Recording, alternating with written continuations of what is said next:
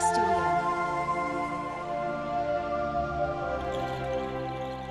My name is Thandie Mwape and I work as the Humanitarian Diplomacy Coordinator for the Netherlands Red Cross.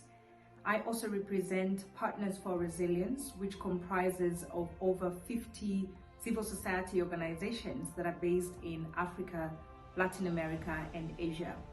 As an alliance, Partners for Resilience focuses on working at the community level and with communities at the local level to advance climate change adaptation initiatives. We also support communities in advancing work on ecosystem management and protection. We are very excited to be part of the Network of African Women Environmentalists, Nawe. We believe this network is giving us such an amazing platform to amplify the voices of women environmental leaders that are driving some phenomenal work that focus on protecting the environment.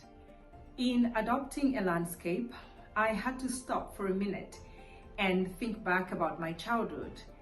I struggled to find some immediate lessons I could pick from my childhood in remembering what I learned about protecting my immediate environment.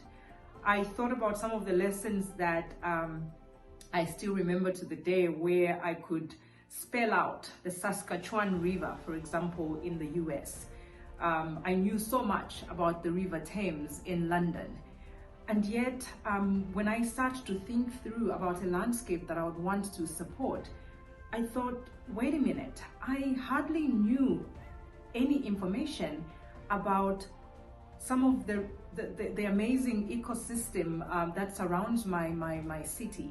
I grew up in Ndola, which is the third largest city in Zambia. And in Ndola is a small river called the Kafugu River. And this is the landscape I want to focus on. The Kafugu River catchment area is so considerable in size that it extends to the border regions of the Democratic Republic of Congo. I think it measures around 530 kilometers. And so it supports a lot of the livelihoods around those areas. The small-scale fishermen, small-scale and large-scale farmers, and it's also the largest source of water supply to Ndola city. And so I think having young people understand at a very early age that they are part of this amazing environment, that they can protect it and be part of its management, I think is important for our survival. People are increasingly taking space in policy debates on climate change and environmental protection.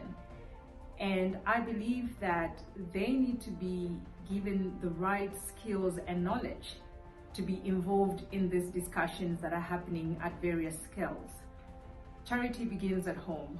And so I think that without you really not having an appreciation of your immediate environment, it becomes even harder to engage in conversations that are happening around us on why it is important to be part of this global movement on environmental protection.